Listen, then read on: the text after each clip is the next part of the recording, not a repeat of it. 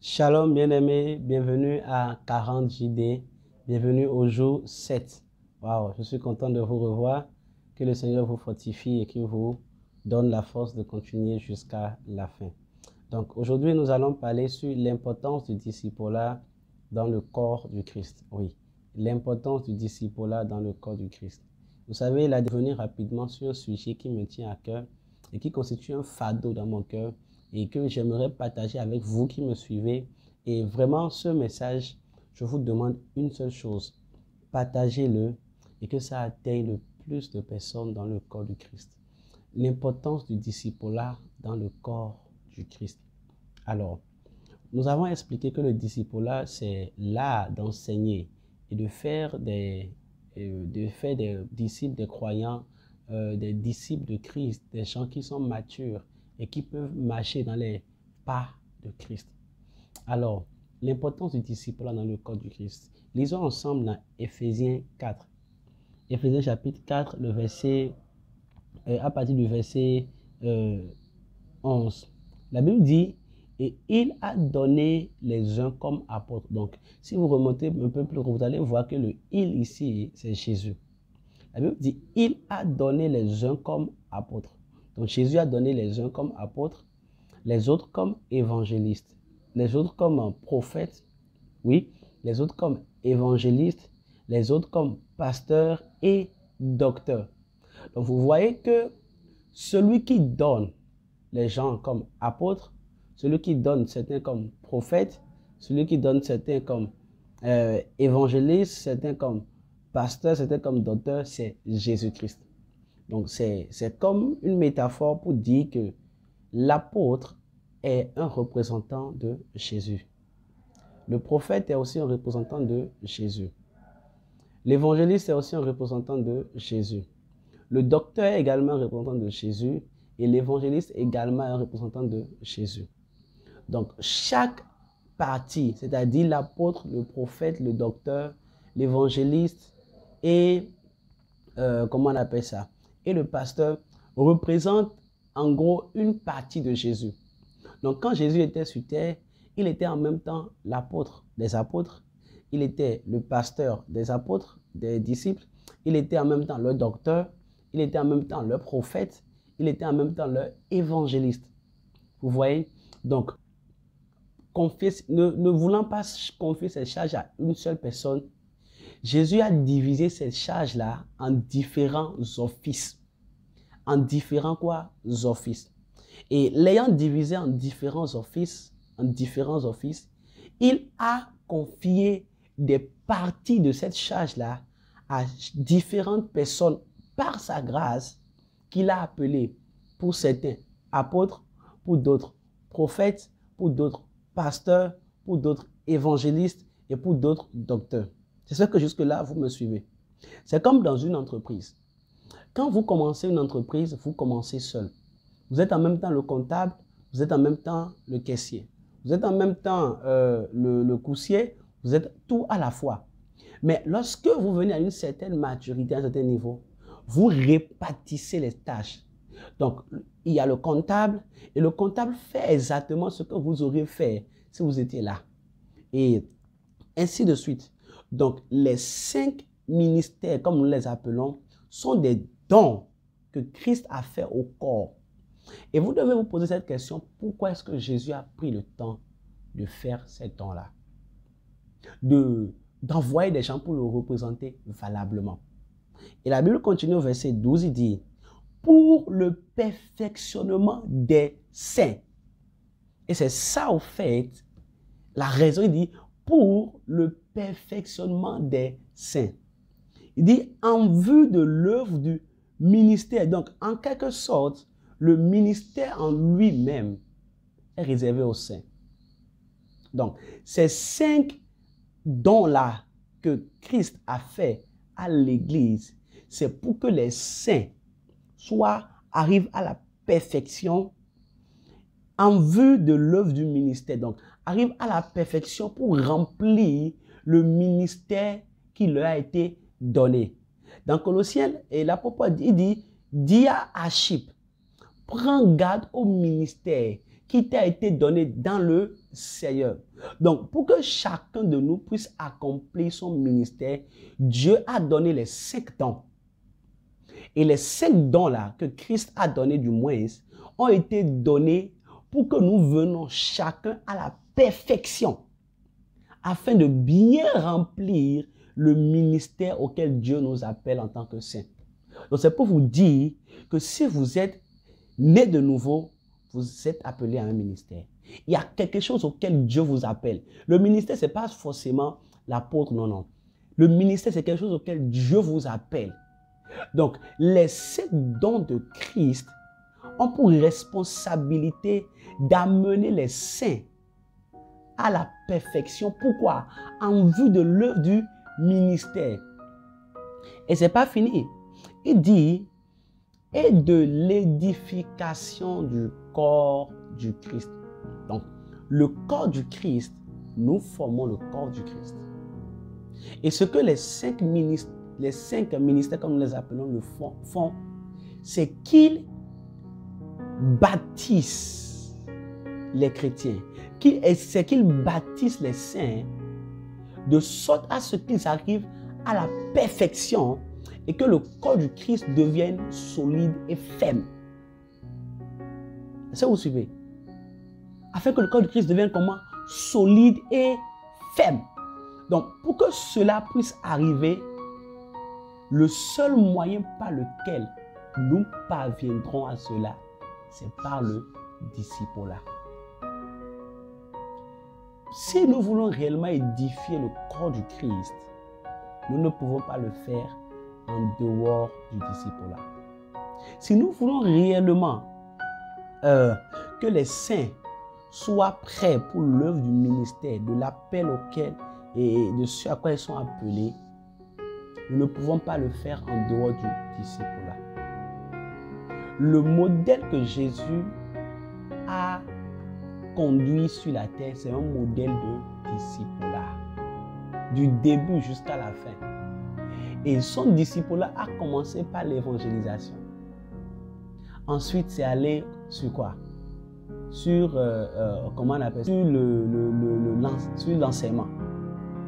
Ensuite, c'est devenu quoi? Il est devenu le pasteur. Ensuite, c'est allé sur quoi? Sur les prophéties. Lisez Matthieu, vous allez voir la chronologie. Il a commencé en disant quoi? Répentez-vous, évangélisation. Évangélise. Ça a commencé par là. Et les gens sont rentrés. Quand ils sont rentrés, Matthieu 5, il a commencé par les enseigner sur l'enseignement de l'habitude, les béabas. Et il a continué à les enseigner. Et en même temps, il était leur pasteur. Il leur disait, bon, allons à Samarie aujourd'hui, allons à Gadara, allons à tel endroit, pasteur. Et il continue, il devient le prophète, Matthieu 24, Matthieu 25. Il commence par donner des prophéties sur les temps de la fin. Il commence par expliquer. Il commence par donner les signes des temps de la fin. Comment échapper à certaines tragédies. Comment faire quand certaines tragédies viendront. Que faire? Il est devenu le prophète. Et ensuite, dans la foulée, il est devenu aussi l'apôtre.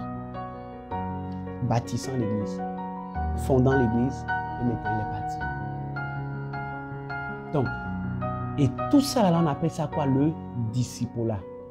Donc, dans le discipulat, les 5 ministères, les 5 dons de Christ à l'église participent activement au discipulat. Donc, il continue, il dit ceci, il dit, jusqu'à ce que nous soyons tous parvenus à l'unité de la foi, de la connaissance du Fils de Dieu, à l'état d'homme fait, à la mesure de la stature parfaite de Christ, afin que nous ne soyons plus des enfants flottants et emportés à tout vent de doctrine par la tromperie des hommes, par leur ruse, dans les moyens de séduction, mais que professant la charité, professant la vérité dans la charité, nous croissions à tous égards en celui qui est le chef, Christ. Donc vous voyez que la maturité des chrétiens, la maturité des frères, des saints, est liée activement au discipulat. Et dans le discipulat, les 5 ministères sont impliqués. Pour que le discipulat soit parfait, pour que les saints soient parfaits, on a besoin de l'apôtre, on a besoin de l'évangéliste, on a besoin du pasteur, on a besoin du docteur, on a besoin du prophète. On a besoin de tous ces 5-là pour que les saints puissent arriver à perfection. Parce que les saints représentent quoi? Jésus en train d'enseigner, en train de bâtir les frères, de bâtir les saints. Alors voilà 4 choses. 4 choses que j'ai notées que le corps du Christ ou l'Église n'atteindra jamais tant que l'Église ne vient pas au discipulat. Numéro 1, selon Ephésiens 4, versets 11 à 15. Numéro 1, l'unité de la foi. Écoutez-moi, bien-aimés dans le Seigneur. L'unité de la foi est impossible sans le discipulat. L'unité de la foi, c'est-à-dire, ils ont tous le même fondement. Le fondement est pareil. Tu prends un chrétien qui est à Kamtchatka, un chrétien qui est aux États-Unis, un chrétien qui est au Bénin, tu les appelles à n'importe quel moment, le fondement est pareil. C'est ça qu'on appelle l'unité de la foi. Le fondement est pareil, le même fondement est posé partout. Et c'était ça l'espérance des premiers, de l'église primitive. Le même fondement était posé partout. Et de la foi, jamais, c'est impossible. Aujourd'hui, ce que les gens prêchent l'union et non l'unité. L'union, ce n'est pas l'unité. Non. La Bible parle de l'unité de la foi. Quand vous lisez la version parole de vie, il dit jusqu'à ce que nous arrivons à la même foi. Oui, nous devons avoir la même foi. Et Jude dit quoi? Il dit lutter pour la foi qui nous a été transmise. Donc quand on parle de la foi, c'est ce qui nous a été transmis. Le modèle par lequel les pères ont opéré, les apôtres, les disciples de Jésus-Christ, le modèle par lequel ils ont opéré. Jusqu'à ce qu'on vienne à l'unité de la foi. Sans le discipulat, ce n'est pas possible. Et la deuxième chose que le corps de Christ ne peut jamais atteindre, tant que nous ne nous donnons pas au discipulat, c'est la même connaissance du Fils de Dieu. Écoutez, nous, la Bible dit dans Ephésiens 4, là, que nous avons lu, dans Parole de vie, il dit, jusqu'à ce que nous parvenons à quoi? À la même connaissance du Fils de Dieu. À la même connaissance. C'est-à-dire, la connaissance de l'apôtre est dispensée au corps. La connaissance du prophète est dispensée au corps. La connaissance de l'évangéliste est dispensée au corps. La connaissance du pasteur est dispensée au corps. La connaissance du docteur est dispensée au corps. De sorte que nous avons la même connaissance du Fils de Dieu.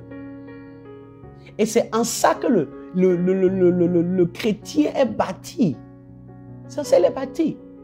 Quand vous suivez un discipulat, et que vous êtes sous un discipulat, et que celui qui est votre comment on appelle ça, celui qui vous conduit, votre leader, s'il est seulement, comment on appelle ça, s'il est docteur, qu'il est uniquement dans l'enseignement, il y a une pièce qui va manquer dans votre expérience chrétienne. C'est la pièce peut-être du pasteur. La pièce qui concerne les 4 autres ministères va manquer dans votre vie. Donc, l'église doit être ouverte de sorte que dans chaque assemblée, nous avons les 5 ministères qui bâtissent les chrétiens. Parce qu'ils sont complémentaires.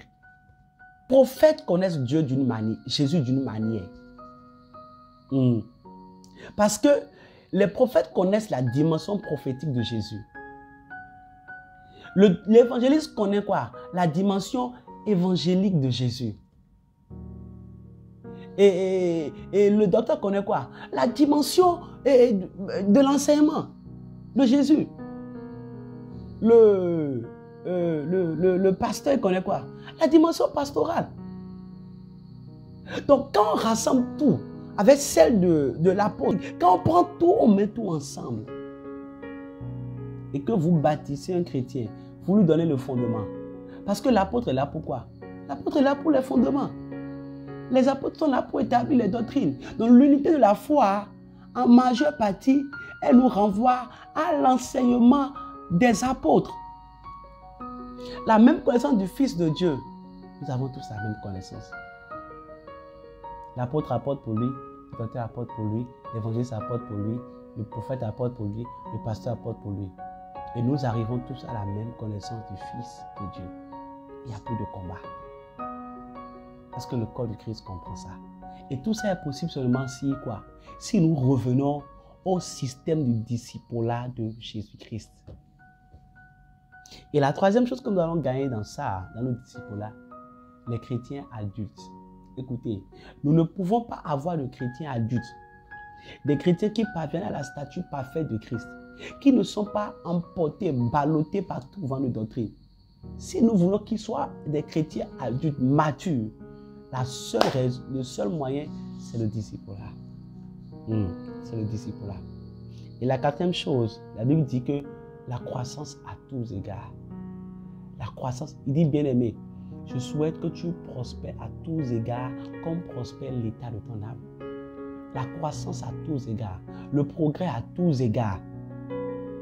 Pourquoi? À cause d'un discipulat qui est bien fait.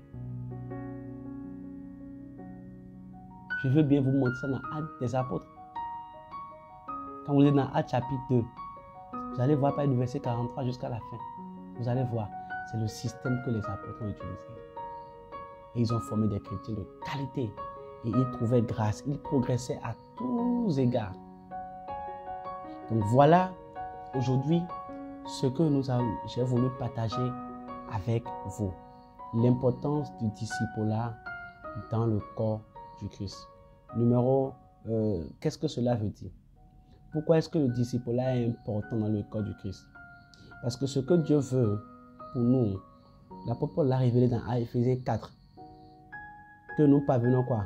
À l'unité de la foi. Et il n'y aura pas unité de la foi sans le discipulat. Parce que l'unité de la foi veut simplement dire, nous avons tous les mêmes fondements. Le fondement est pareil de tous les côtés. Vous prenez un chrétien qui est du nord, un chrétien qui est du sud, de l'est, de l'ouest, ils ne se connaissent même pas, mais quand vous les questionnez sur le fondement, ils ont le même fondement. C'est ça qu'on appelle l'unité de la foi. La deuxième chose, c'est la même connaissance du Fils de Dieu. Nous aurons tous quoi? La même connaissance du Fils de Dieu. Et quand on dit la même connaissance de Dieu, qu'est-ce que cela veut dire? Ça veut simplement dire que la connaissance que l'apôtre a du Fils de Dieu, le prophète a du Fils de Dieu, parce que les 5 ministères-là sont 5 dimensions d'opération de Jésus-Christ. Et Jésus-Christ a divisé ces 5 dimensions-là en 5 offices, en 5 positions. Et il établit chacun dans cette position-là. Donc, ils sont tous complémentaires pour que nous puissions avoir une image complète de qui est Jésus-Christ. Donc, quand vous êtes et vous passez par le discipulat avec la vue de chacun des 5 ministères, vous parvenez à ce que nous appelons quoi? La maturité. C'est ça là, le troisième point. Nous aurons des chrétiens adultes et des chrétiens matures qui arrivent à la stature parfaite de Christ. Ils ne sont plus emportés par tout vent de doctrine, non. Pourquoi? Parce qu'ils ont l'unité de la foi, un bon fondement, la même connaissance du Fils de Dieu, c'est-à-dire chaque ministère, prophète, apôtre, docteur, pasteur, évangéliste, ils ont une capture complète de ce que Dieu a déposé dans chacun de ces 5 ministères-là. Et quatrièmement, pour finir, la croissance à tous égards. Quand le discipulat est bien fait, nous croissons à tous égards. Il dit, bien-aimé, je souhaite que tu progresses à tous égards comme prospère l'état de ton âme. Donc voilà ce à quoi le corps du Christ doit revenir en 7 temps, le discipulat, où tous les 5 ministères s'assemblent pour bâtir le chrétien. Tous les 5 ministères s'assemblent pour bâtir les chrétiens. Vraiment, voilà ce que le Seigneur a placé dans mon cœur aujourd'hui et que j'ai voulu partager avec vous. Que le Seigneur vous bénisse et dites-moi ce que vous avez gardé en commentaire. Et nous continuons demain pour la suite. Shalom.